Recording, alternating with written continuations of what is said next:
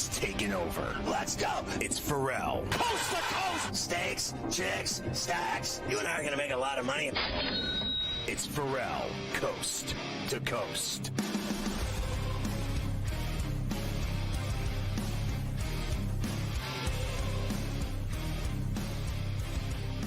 Ferrall on the bench, coast to coast in the biggest way possible, hanging out the past, hit the record in a bad apple with a bad attitude. We are live in New York City, the Big Apple. Ooh. People dressed in plastic bags, directing traffic, some kind of fashion trade up to do. Yeah. Ooh, woo, woo. Along with the Tutty and Tater King himself, the founder of the ILC podcast, the rights holder of the sheet of integrity, put up with the golf guru Carver High this afternoon. Mafia's running it with Luke. I am your father. The rundown on a terrible towel Tuesday, a double shot with Morency from British Columbia in this hour, and within the walls of this hour, Mike DeCourcy, the famed scribe from the Sporting News. And then in the coup de grace hour, the final hour of love, Coach James Young, our basketball guru, talking about the NBA draft, which is tomorrow night and Thursday night on SportsGrid, continuing coverage both nights of rounds 1 and 2 right here on the grid. It's smarter to be on SportsGrid, of course. Coach will be a part of that. The Kevin Walsh, many others involved in the NBA draft starting tomorrow night right here on SportsGrid. All right, so we started up on a Tuesday, and how about that trade today? I almost fell over when I saw the Celtics trade Holiday to the Blazers for Simon. I couldn't believe it, to be honest with you, but I guess they couldn't afford to pay all of them. Yeah, it sounds like, Scotty, and yes, happy Tuesday to everybody. It is Tuesday, right? Yes, it is. I'm just making sure. Yes, Tuesday sir. here on Coast to Coast. You never know. When you get into the dog days of summer, they all start rolling together, Scotty. That's what they do. Yes, trade in the NBA last night, and it sounds like there could be even more coming down the pike as Drew Holiday goes to Portland. Anthony Simons goes back to the Celtics. A couple draft picks involved in there as well. And this does a couple of things for the Celtics, Scotty. It gets them under that now. Look, I'm not any capologist by any means, but gets them under the second apron of the salary cap. And a younger player in Simons. They're not going to have Tatum this year. Simons could score.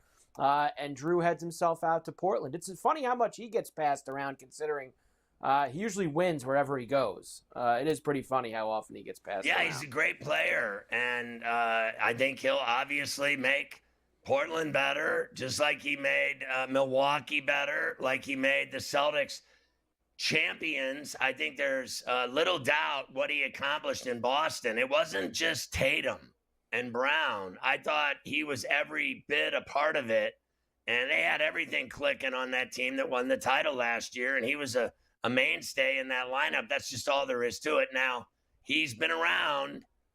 He's getting older. There's no doubt. I don't think he's old yet, but he's definitely getting older. And I don't know what their idea is. Obviously, this kid's younger and is very exciting. We'll see how he fits with these other star players who are both ball hogs. There is no doubt in my mind that Simon went from, I believe, getting whatever he wanted in Portland to getting next to nothing in Boston. They're not going to give him the ball. You know, I play with guys that are great scorers, and, you know, they score, and they go to the 10, and they finish. And they'll give you a pass if you're wide open under the basket cooking hot dogs, and that's about the only time. And I mean that respectfully. Guys are great players. They score. That's what they do, and you got to let them do their thing. But I think Simon's days of getting a lot of looks and shots are over. That's just my guess. I don't believe either one of them, Tatum or Brown, pass the ball. No, they don't. And look, could be the start of more deals for the Celtics because allegedly they're shopping the Zinger in a big way too. So they're looking to get the Zinger out of town as well, who didn't play a lot, as we know, coming down the stretch. He missed some time. I don't think they like really that he's injured all the time. Yeah, well, I mean, you had to know that was a chance getting him, right? I mean, it's not like anywhere he's been in the past, New York, Dallas, Washington. It's not like he's ever played every game anywhere he's been. He's always had a history of missing lots of time, but he could be the next out the door. Celtics are going to look very different next year, I think especially with no Tatum. I think he's a shooter, no doubt about it. He can stick it from mid-range and from three. I don't doubt that he can shoot. But I do question, for my money, I think he's soft. I don't, he is not a guy that's going to go inside and push anyone around. He'll alter shots. He will block shots. He's like Chet Holmgren. I mean, let's face facts. Zinger's never been anything more than a stick either. He's a skinny stick. He can block anything, but when it gets to, violence time, physicality time, banging time, rebounding time, he gets blocked out so fast. He's like a Kleenex. I mean, he's just not tough. And you know what? The other thing is, as I mentioned, he gets injured. He's so soft that if he gets involved in any of those types of shenanigans, he crumbles like a chocolate chip cookie that's been in a bag. I mean, the bottom line is he's not tough. He's not tough at all. So we shall see what happens, of course, with the draft being tomorrow night. You could expect some more activity between now and then. I even saw a story today, Scotty, that Oklahoma City was planning on maybe taking a bunch of their picks that they have and trying to move up into the top 10. They must have their eye on somebody. Hell knows they got enough assets if they wanted to try and do it. But rich getting richer after winning the NBA title. No sleep for Presti. Yeah, fair enough. I'm sure he's going to be Howie Roseman and do whatever he wants. But I don't, frankly, in my opinion, think they need anything. They don't. But now it's they've already won. Now they have to, they're going to tinker a little bit and show that they're smarter than everybody else. Well, they can go. I think they can. Today they're learning how to drink a little. When they won the title, I gave them a 2 out of 10 for that party, and then today they moved it up to about a 6 from a 2. Yeah. They had a parade today, and they're all hammered, and it's hot outside, and you can tell they're drunk. So at least they upped it from a 2 to a 6. I don't think they need anything. And you know what I would do? Seriously, like at this point, when you have a team that loaded, that young, that under contract like they do for the next 2 seasons, I would save all of those first-round picks that they have, and I would worry about it then. This team right there, as is, can go out, I believe, next year and win another title. There's no team in the league better than them. Not the Celtics. Not the Lakers. We hear about the Lakers every year that they're going to win the title, like we hear about the Jets and Giants in New York are going to win the Super Bowl every year. They always say that in July and August, that the Gang Green and the Big Blue are going to win the Super Bowl, and we know what happens. I'll give you the New York Football Giants have won 4 of them, but it's been a minute, and the Jets never win anything. They never win anything. That's very true. So we have all of that today. We'll go through all the baseball from last night. Everybody's playing tonight. What a great night for the homers last night. Summer's here. I mean, you rang the bell so much. I lost track of who did it. Yeah, I had a couple of the ones that we mentioned, and there were some add-ons late at night that ended up coming through. The Wood Doctor came through.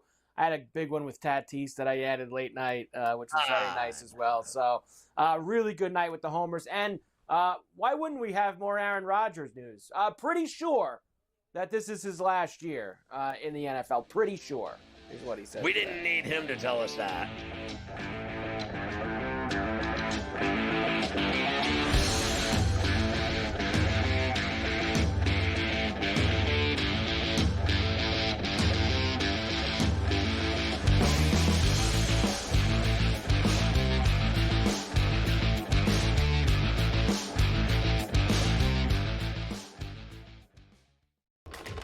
Enter into the magical world of McLuck.com, where even the smallest of spins can win real cash prizes.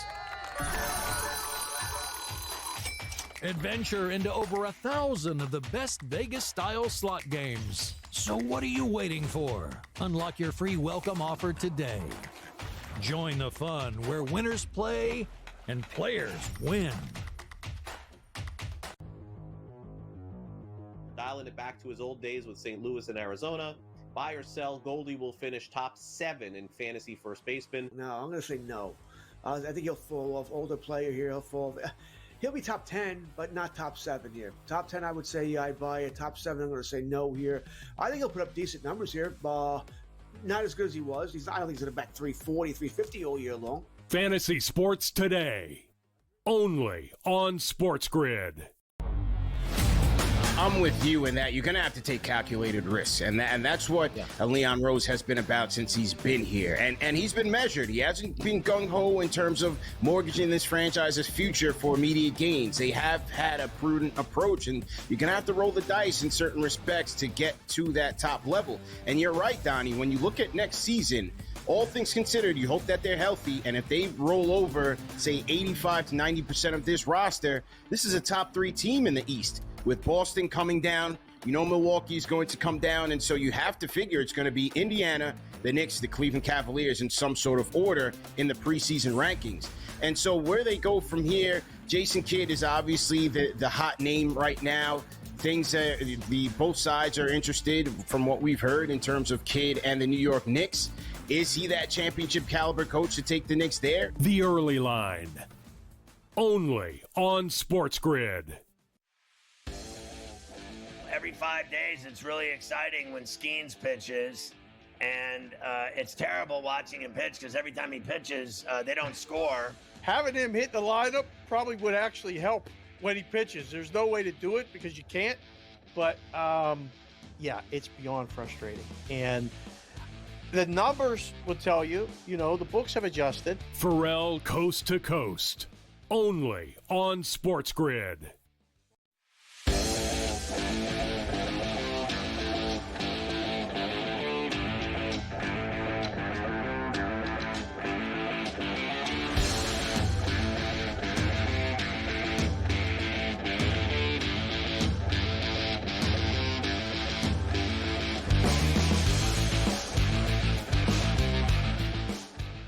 All right, so you can catch Sports Rage weeknights at 10 on all of our TV and radio outlets. We get Morency for a double shot every day from Vancouver. And how about this one today? Benfica and Bayern in Charlotte, and it's cooking hot outside. Bright sunshine, baking 100 degrees, and they're going at it. And these are two really good teams. Bayern unbeaten so far in the Club World Cup. What a game. And I think Bayern Munich can actually win this thing. And we've got our eye on Boca and Auckland right now. But Bayern Munich won their first game 10-0, so they got the goal differential.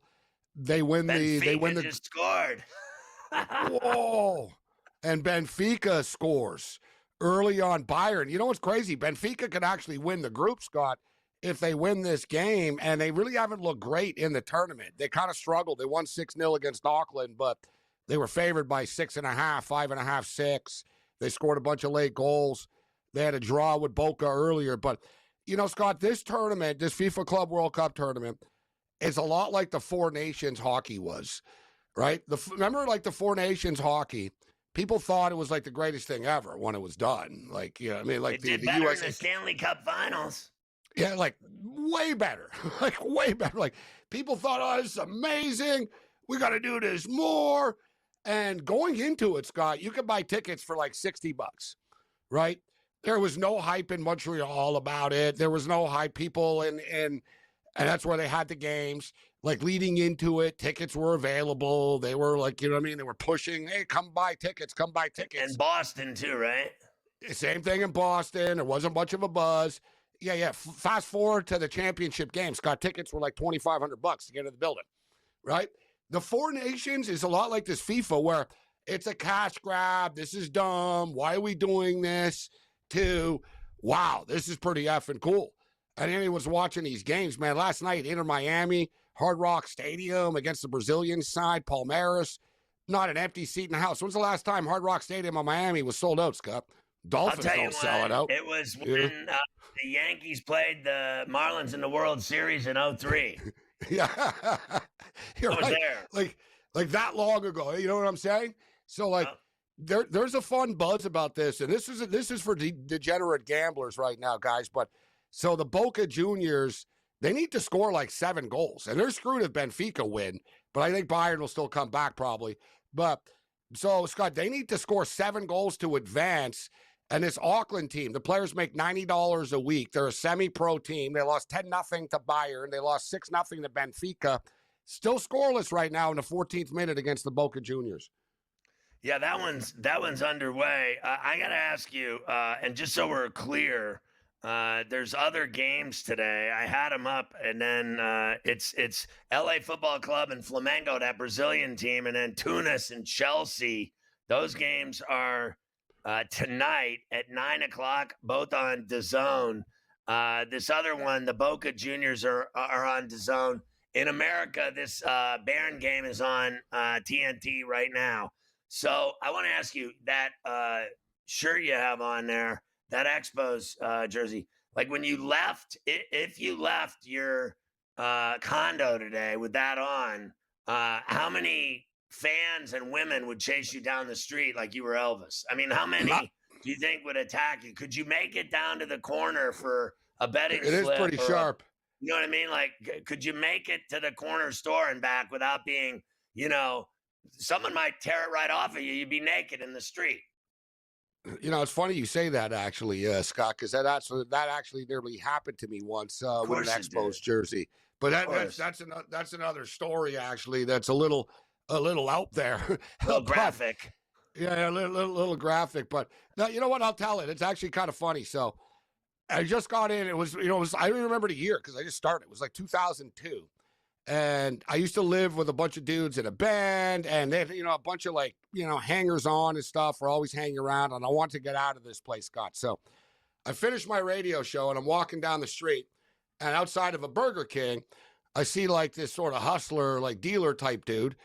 And he's wearing a Tim Raines jersey. And I look and I'm like, man, I got the exact same jersey as that dude. I go into a Burger King and I see a dude wearing this Allen Iverson jersey. I'm like, I got the same jersey as that guy. And I'm walking around the streets, and it's in a bad neighborhood of Montreal. I'm walking around the streets, Scott, and all these people on the street are like wearing clothes that I have. And I think to myself, I'm like, man, I got to stop dressing like a pimp. I look like all these pimps on the street. And I get home and I realize I was robbed. There was my clothes. Wait, what? They were wearing your clothes. They had stolen all your clothes. There was my clothes. Some dude that was a hanger-on with some band went into my room and stole all these jerseys and sold them to the street people.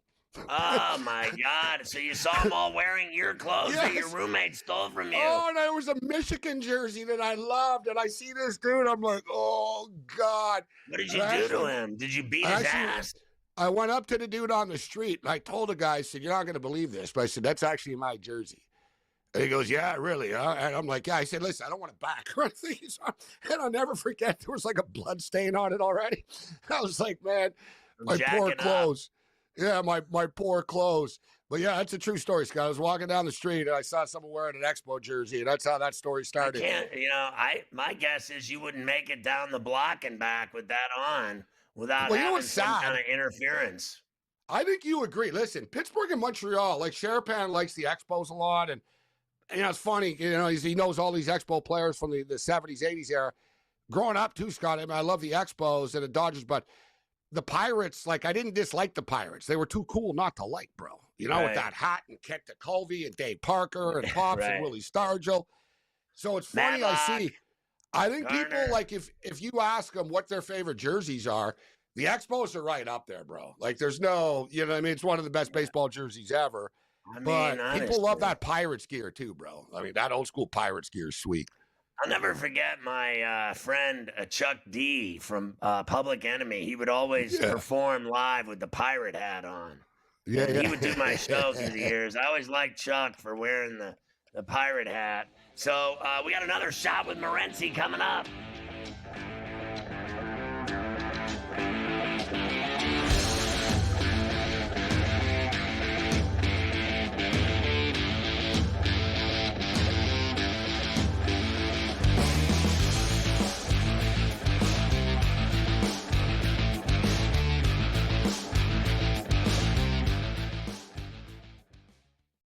On June 25th at 7:30 p.m., ditch the guesswork.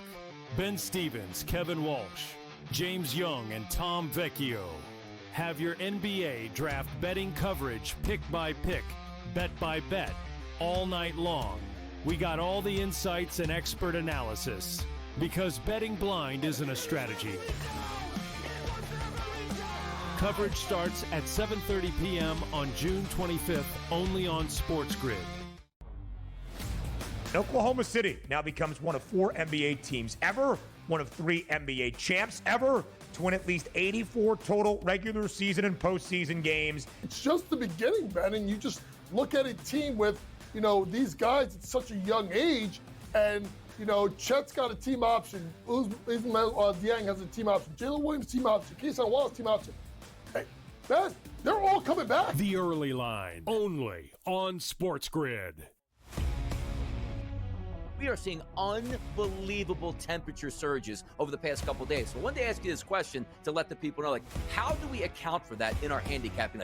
2 good pitchers on the mound, but you look at a place like Wrigley Field, let's just say, 20-mile-an-hour winds blowing out, 90-plus degree temperatures. Is it almost like you say to yourself, you just have to fade the environment and not worry about the pitchers, because if we're hitting fly balls, they're going yard? Pro Baseball Today, only on SportsGrid. As we know, it's just we enter every year, and it's, is this the Ravens' time? Is this Lamar Jackson's turn? Can they get past the Chiefs and all of these other, stalwarts of the AFC? But it's always really about Kansas City when we're talking Baltimore. This potentially, Adam, as I send it back to you, potentially is a game changer in that you get a very talented quarter at a discount price. Newswire, only on SportsGrid.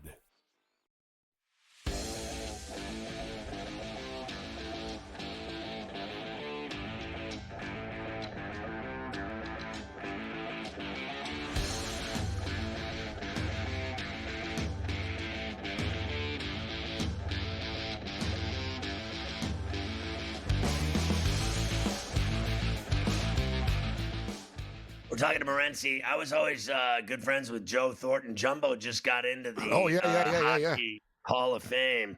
Joe's done my show a million times over the years. Jennifer Botterill, Zdeno Chara, Brianna Decker, Duncan Keith, Mo Gilney, and Joe Thornton. The others are builders that people have never heard of. I've but got what do you no think of that problem. class? I've got, sometimes, you kind of roll your eyes. Sometimes I don't want to take anything away from the Hockey Hall of Fame, but it's hard not to get it. It's almost like the Basketball Hall of Fame. Not to take anything away from it, but everybody's in the Basketball Hall of Fame. And the Hockey Hall of Fame as well, you have to really, really, really upset the establishment not to get in to the Hockey Hall of Fame. Jeremy Roenick did. Kachuk is a name right now being tossed around. That's a debate, actually, because I got to be honest. I don't think Keith Kachuk is one of the greatest players ever, but is he as good as some of the other guys in the Hockey Hall of Fame? Sure. But, Scott, if you look at this class, and I'm not surprised, you and Thornton are buddies. Thornton likes metal. I know buddies of Thornton, too, that said, Thornton's a big rageaholic. He's down with the rage. Thornton's a good guy. I know a lot of people that know him. And, great hockey players. Zdeno Chara. I mean, what are you going to say about Zdeno Chara? Duncan Keith, one of the greatest ever. Carey Price. They're all slam dunks here, Scott. You know what I mean? You can't, is anyone going to sit here and argue and say that Joe Thornton's not a Hall of Famer, or the Chara's not a Hall of Famer, or the Duncan Keith's not a Hall of Famer, or Carey Price not a Hall of Famer? Can't do it. Right? So they got it right. Jennifer Botterill is she played for Team Jason? Canada. Wasn't that her brother? Yes. No, I don't think so. I don't think they're related, actually. Yeah, really? What, the reporter, Jason Botterill? No, wasn't there a player on the guy's side, Botterill? Let me see. I don't know. We'll figure it out. Here it is, Jennifer Botterill. Yeah. But anyways, I'm just letting people know who she's getting into the Hall of Fame. She went to Harvard too. She's very smart. She's on Hockey Night in Canada. She's on the Stanley Cup coverage, actually. I've seen her on there. Is she on TSN? Yes, exactly. Yeah, I've seen her on there doing the playoffs and stuff. She's pretty good.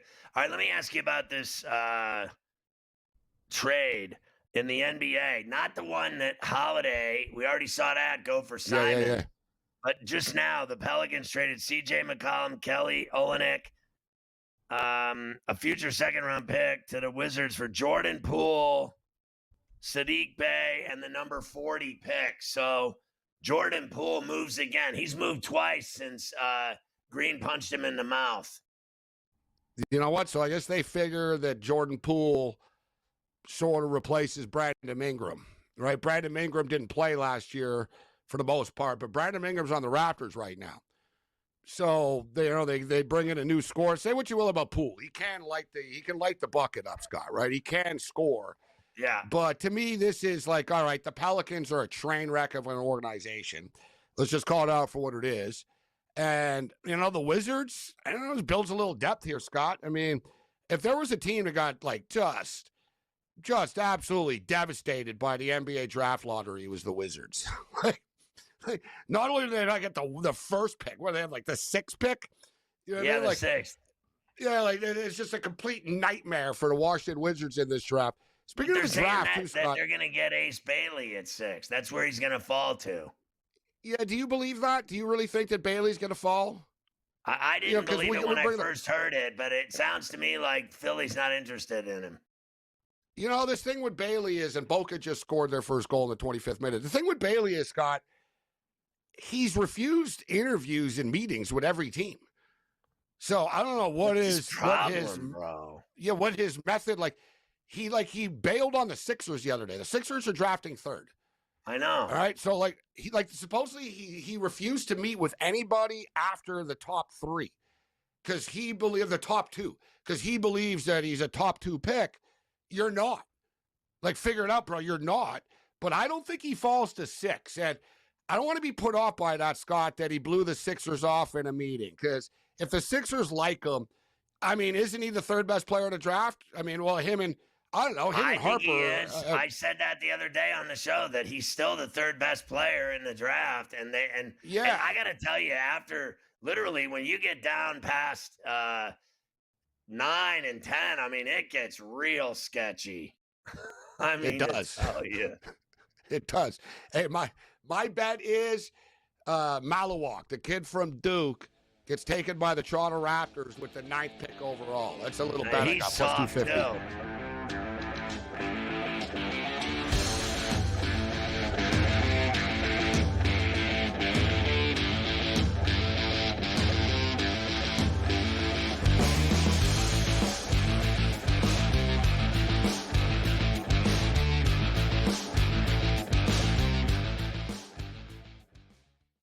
On June 25th at 7:30 p.m., ditch the guesswork. Ben Stevens, Kevin Walsh, James Young, and Tom Vecchio have your NBA draft betting coverage pick by pick, bet by bet, all night long. We got all the insights and expert analysis because betting blind isn't a strategy. Coverage starts at 7:30 p.m. on June 25th, only on SportsGrid. It was the first time, I think, in Dodgers history that the ballpark was full in the first inning. Everybody was there to see Shohei Ohtani throw his first pitch as a Dodger, and I had mixed emotions about this for a few reasons. Number one, it was a reminder of, wow, this is so crazy, right? You're watching him hit 98, 99, even 100 on the radar gun going, this guy's not human. Nobody should be able to be this good of a hitter or this good of a pitcher. Fantasy Sports Today, only on SportsGrid. As we know, it's just we enter every year and it's, is this the Ravens' time? Is this Lamar Jackson's turn? Can they get past the Chiefs and all of these other, stalwarts of the AFC? But it's always really about Kansas City when we're talking Baltimore. This potentially, Adam, as I send it back to you, potentially is a game changer in that you get a very talented quarter at a discount price. Newswire, only on SportsGrid. Oklahoma City now becomes one of 4 NBA teams ever, one of 3 NBA champs ever to win at least 84 total regular season and postseason games. It's just the beginning, Ben, and you just look at a team with, these guys at such a young age, and, Chet's got a team option, Ismail Dieng has a team option, Jalen Williams team option, Keyshawn Wallace team option. Hey, Ben, they're all coming back. The Early Line, only on SportsGrid.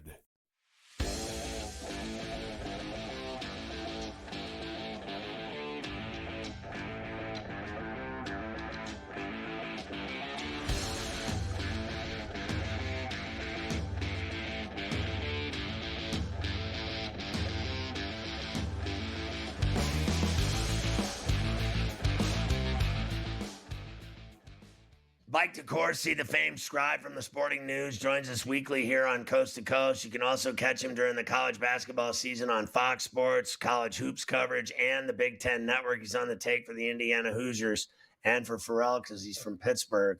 God bless him. Anyway, you wrote about Ace Bailey, and I thought it was interesting that you said that he's kind of transformed into Johnny Lawrence on The Karate Kid, into a villain type, because over the last few days, he's been portrayed as this guy that's unwilling to meet with teams and the like.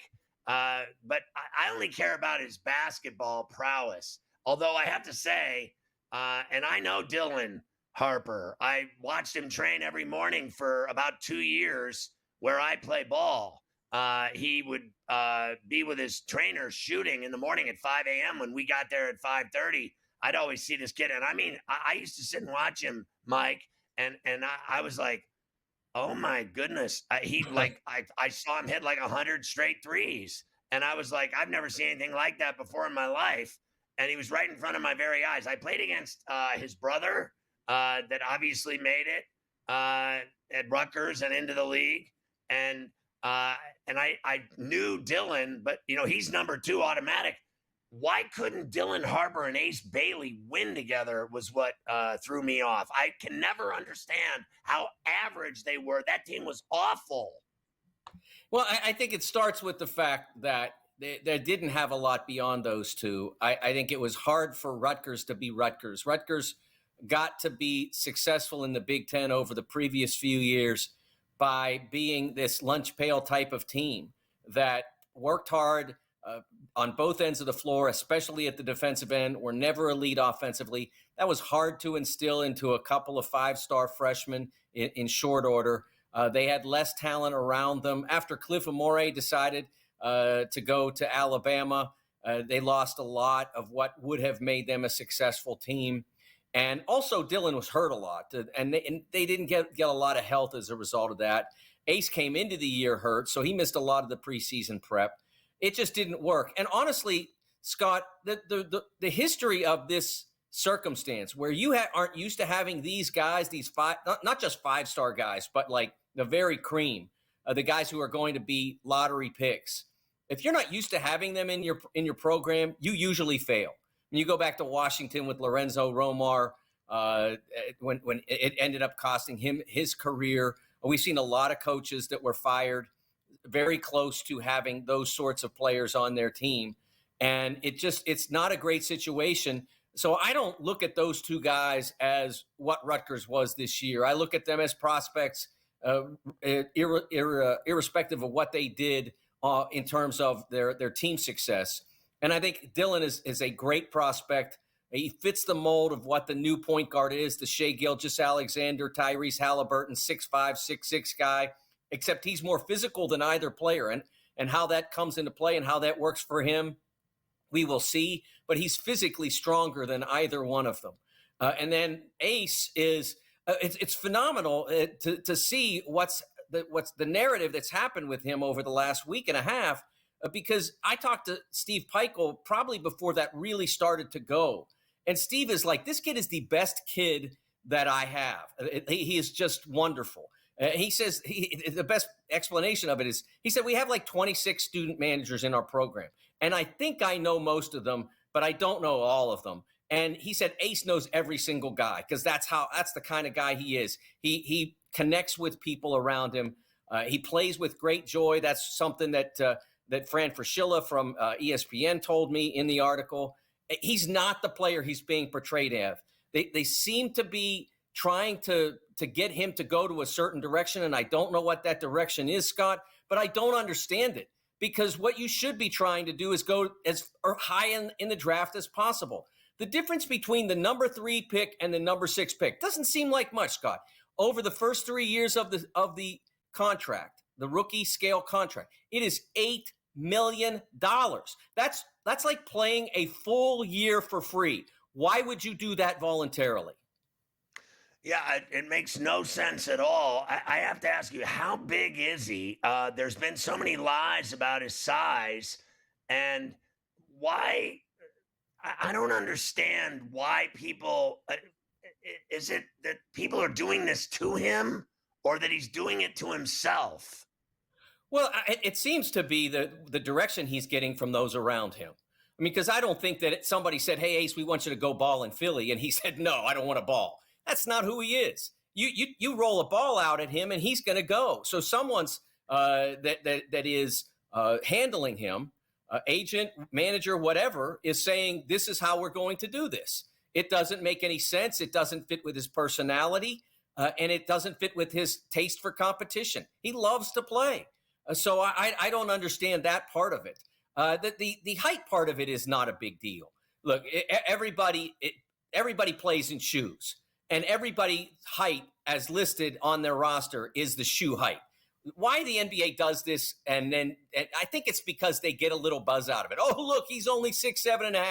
Well, first of all, no one types out the 6'7.5". It's a pain in the butt. So right away, the guy's 6'8". You throw a couple shoes on him, a couple basketball shoes, now he's 6'9". So if they fudge the extra inch, what difference does it make? He's a 6'9" small forward. That's still pretty big, Scott.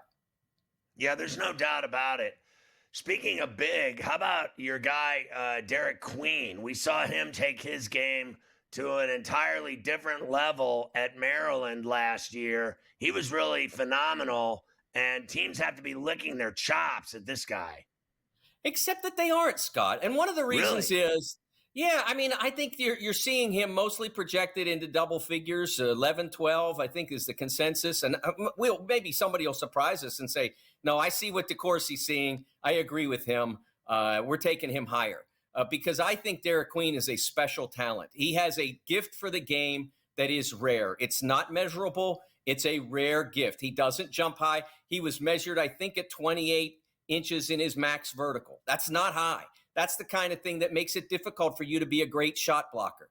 You know what Jokic's vertical was measured at, Scott? It was 17 inches when he was 19 years old.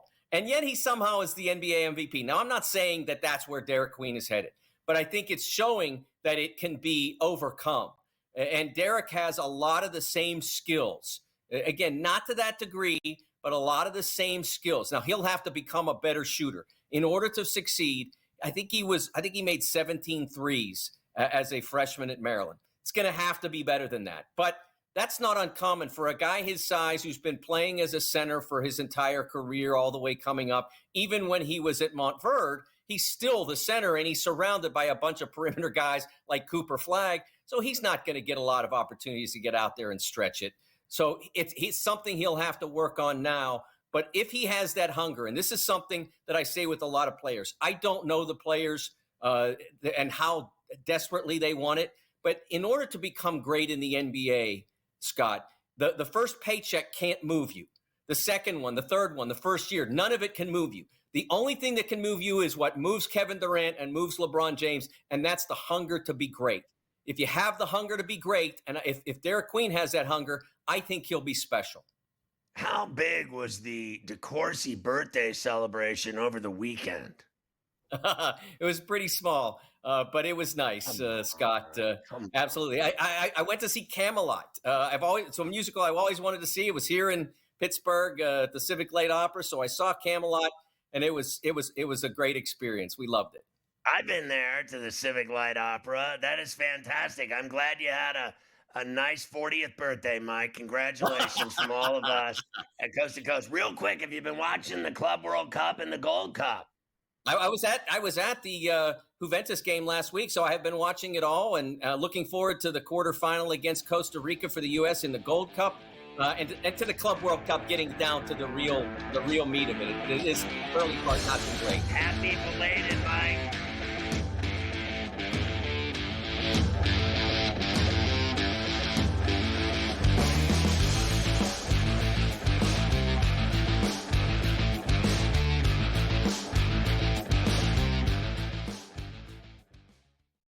On June 25th at 7:30 p.m., ditch the guesswork.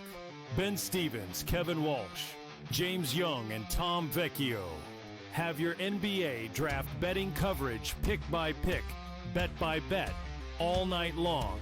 We got all the insights and expert analysis because betting blind isn't a strategy. Coverage starts at 7:30 p.m. on June 25th, only on SportsGrid. It was the first time, I think, in Dodgers history that the ballpark was full in the first inning. Everybody was there to see Shohei Ohtani throw his first pitch as a Dodger, and I had mixed emotions about this for a few reasons. Number one, it was a reminder of, wow, this is so crazy, right? You're watching him hit 98, 99, even 100 on the radar gun going, this guy's not human. Nobody should be able to be this good of a hitter and this good of a pitcher. Fantasy Sports Today, only on SportsGrid. As we know, it's just we enter every year and it's like, is this the Ravens' time? Is this Lamar Jackson's turn? Can they get past the Chiefs and all of these other, stalwarts of the AFC? But it's always really about Kansas City when we're talking Baltimore. This potentially, Adam, as I send it back to you, potentially is a game changer in that you get a very talented quarter at a discount price. Newswire, only on SportsGrid. Oklahoma City now becomes one of 4 NBA teams ever, one of 3 NBA champs ever to win at least 84 total regular season and postseason games. It's just the beginning, Ben, and you just look at a team with, these guys at such a young age, and, Chet's got a team option, Dieng has a team option, Jalen Williams team option, Keyshawn Wallace team option. Hey, man, they're all coming back. The Early Line, only on SportsGrid.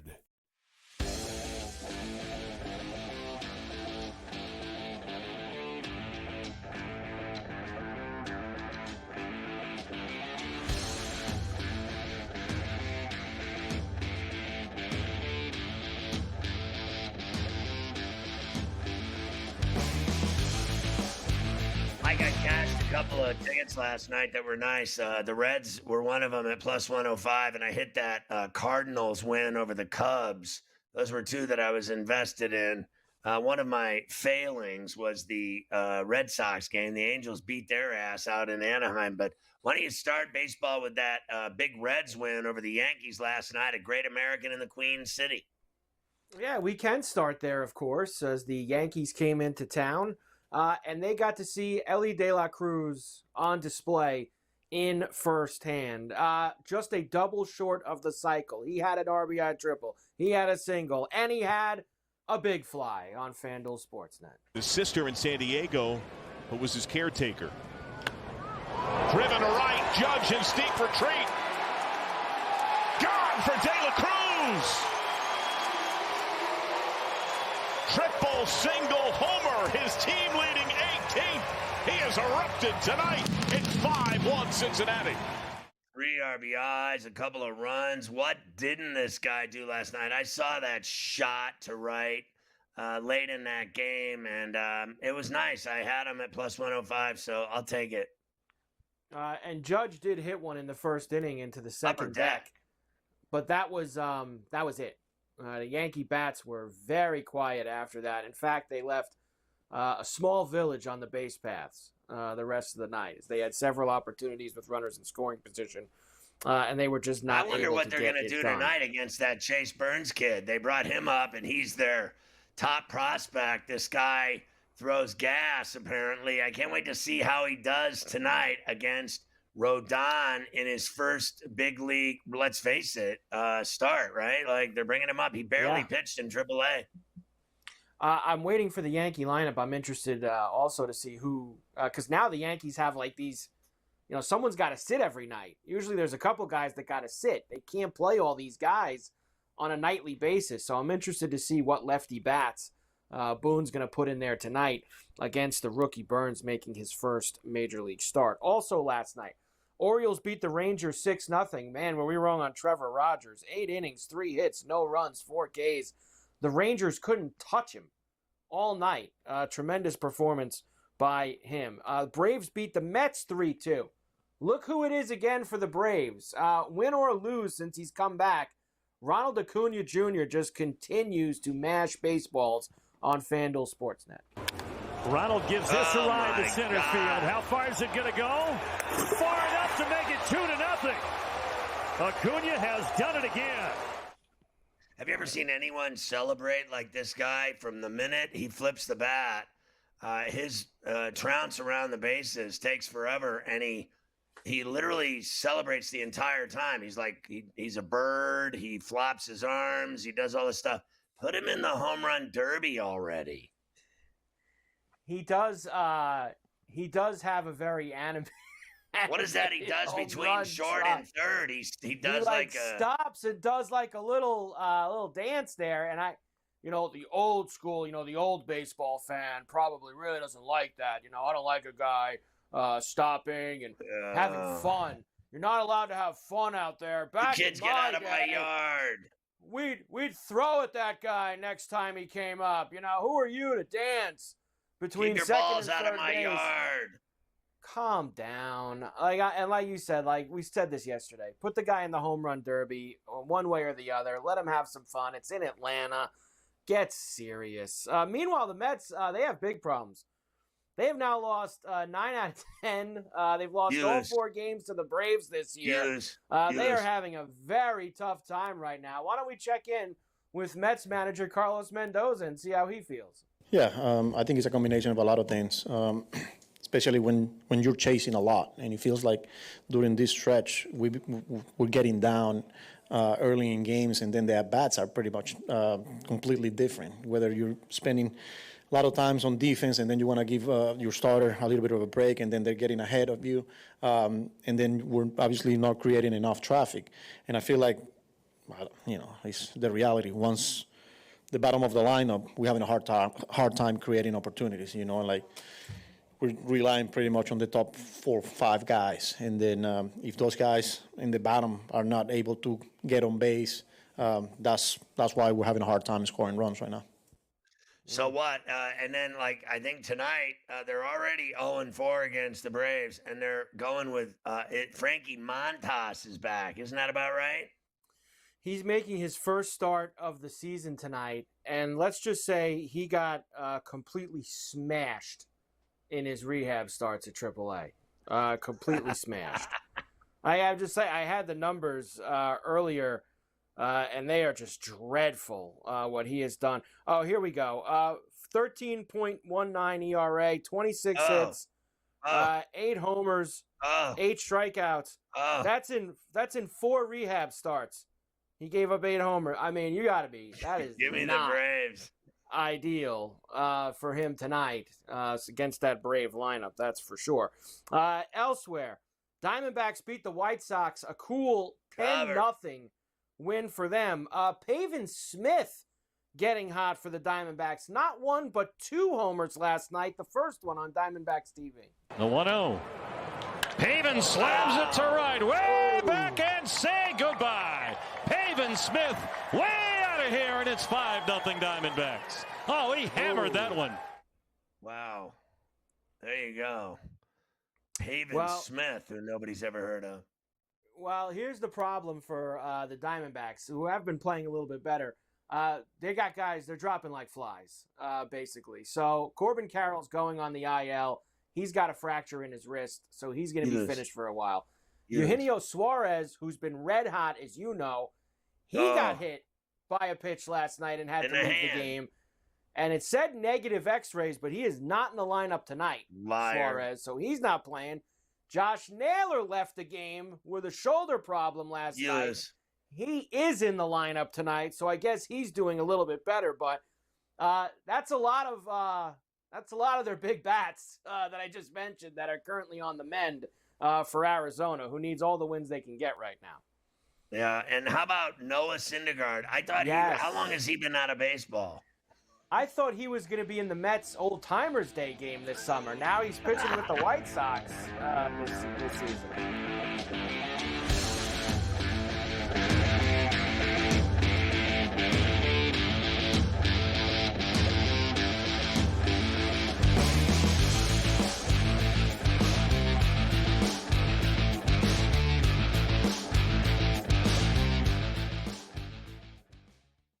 On June 25th at 7:30 p.m., ditch the guesswork.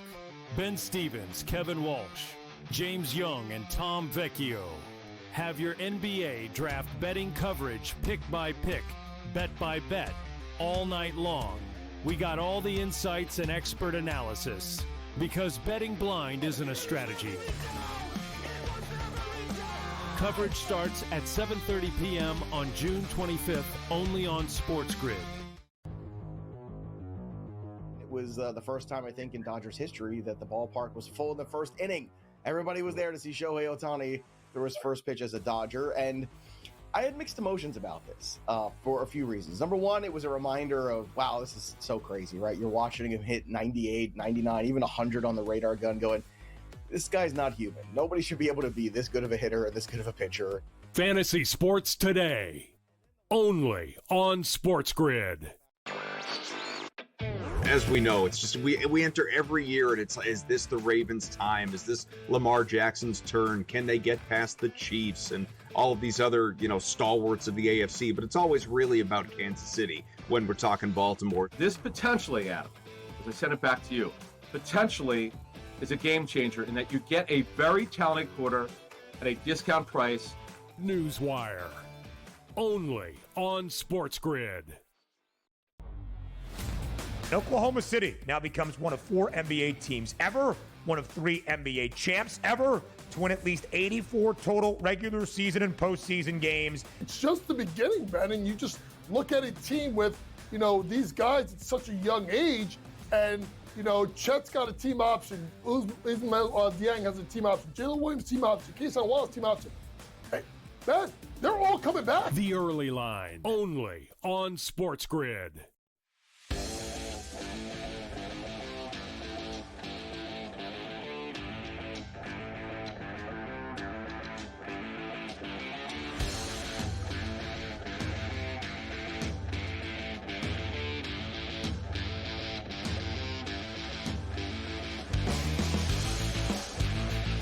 How about those battling Bucks, Carver High, last night? How about those battling Bucks last night? They actually opened up a 3-0 lead in Milwaukee against the Brewers. Brewers came back, but the Pirates getting it done late. And that would be off the bat of all people, Isaiah Kiner-Falefa, IKF, the go-ahead triple on Sportsnet Pittsburgh.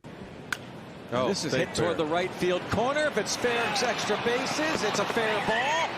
Kiner-Falefa into second. Ball hangs up. Rabella waves home fam. He will score into third with a triple goes Isaiah Kiner-Falefa, and the Pirates take the lead back. Triple. So Nick Gonzalez went 5 for 5 with 2 RBIs. The Pirates haven't had a guy go 5 for 5 since before Christ. Tommy Pham hit a home run for the first time this year. And I think you rang the bell with Yelich. He did hit one. We sure did. It was a big one. Christian Yelich with a bell ringer for us. Now, that was the one that actually tied the game at 4 for Milwaukee. That homer that Yelich hit. But then, thankfully, IKF was able to go ahead and take care of business for the Pirates. And they good bullpen, too. The Brewers had a couple opportunities late with some guys on, and the Pirates were able to get out of it. So nice job by them. Elsewhere, you want to ring the bell again? Why don't we go ring it this time in Minneapolis, where the Mariners once again had the hot bats out against the Twins. Julio Rodriguez on nice call. In right-hander is a giant. Julio rips this ball to left field, not coming back. Julio with a massive tank all the way to the second deck and falling down below. A long time coming. It's a 3-0 Mariners lead. I mean, they had 4 guys hit home runs, and Raleigh hit another one, 32. Rayleigh hit one. Canzone hit one. I mean, it was the whole team hit one. Canzone, can you go get me a calzone? Did hit one. Everyone loves calzones. Everyone loves calzones, especially when Canzone hits a home run. But that was a huge shot for J-Rod. And yes, Cal Raleigh hit his 32nd home run last night. He has a home run in 4 straight games. I mean, he honestly. He has 6 homers in his last 6 games. He's got 5 homers in 4 games against the Twins so far this year. The unfortunate thing for him is that he's in the American League with Aaron Judge. Now, I will say, you did this last week too. It does get a little closer every week with how much of a tear that Raleigh's been on, but he's still light years away from coming close to him in terms of the odds board for the MVP. But Raleigh's down to plus 550 now, and getting him. Judge was minus 10,000 a couple of weeks ago, so at least this Raleigh hot streak, I guess, makes him think he has a chance at it. Well, I just think it would be fantastic because, I don't expect Judge to play every game, every week, every month of this season. He always goes on the IL at least once or twice. And if that guy were to get injured, I think, and Raleigh kept this up, I think that those numbers would change dramatically. I mean, I think what he's doing is incredible. You're talking about he's already broke like Johnny Bench records before the All-Star game in Major League history. He's doing things we haven't seen in the longest time from a catcher. He's unbelievable. The numbers he's putting up, the home runs, and it's like every day now. I mean, he did it Friday, Saturday, Sunday, Monday. It's insanity. He got the Johnny Bench catching before the All-Star break. I told you yesterday he's got the Mickey Mantle switch hitting one before the All-Star break. I mean, those are, those aren't just, everyday names. Johnny Bench and Mickey Mantle. those, and they haven't played in a while. Those guys. Those guys weren't too shabby. Those guys have played. And now today it's shifted to starting to compare his numbers with the Bonds 72 homer season. I think we're a little too early for that, but he's having one hell of a year. Well, let's man. look at this as well. You got Bonds on gas and Raleigh on nothing, allegedly. Nice. So there's a big difference. If a guy has 36, what is he? He has 32 now? Is that 32. What it is? 32? Yeah. 32 now, and he's not a juicer. So these guys, let's face facts. Bonds, Sosa, McGuire, all juice heads.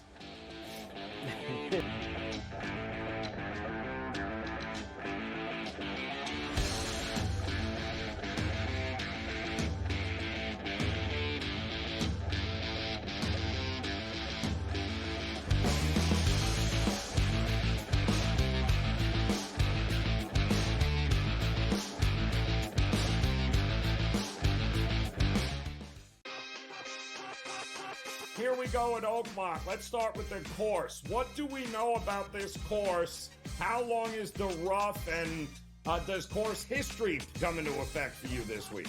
The U.S. Open has always been billed as the most difficult test of golf there is on the planet. And I tell you what, it's often labeled as the most difficult golf course in the world is Oakmont. Game time decisions. Only on SportsGrid. We don't want you playing here. Can you move positions? Do something else. He starts the season like 0 for 150, it felt like, and finally finds himself in a groove at the plate, hitting 272. 15 home runs on the season? Now he's shipped to San Francisco. What is management going to do? Nobody who's paying you $313.5 million is going to hear anything from you. They'll figure out a way to get rid of you, and that's exactly what they did. The Early Line, only on SportsGrid.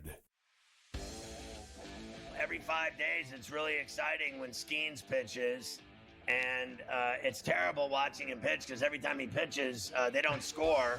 Having him hit the lineup probably would actually help when he pitches. There's no way to do it because you can't, but it's beyond frustrating. And the numbers will tell you, the books have adjusted. Ferrall coast to coast, only on SportsGrid. Dialing it back to his old days with St. Louis and Arizona. Buy or sell, Goldie will finish top 7 in fantasy first baseman. No, I'm going to say no. I think he'll fall off. Older player here, he'll be top 10, but not top 7 here. Top 10, I would say I buy it. Top 7, I'm going to say no here. I think he'll put up decent numbers here. Not as good as he was. I don't think he's going to bat 340, 350 all year long. Fantasy Sports Today, only on SportsGrid.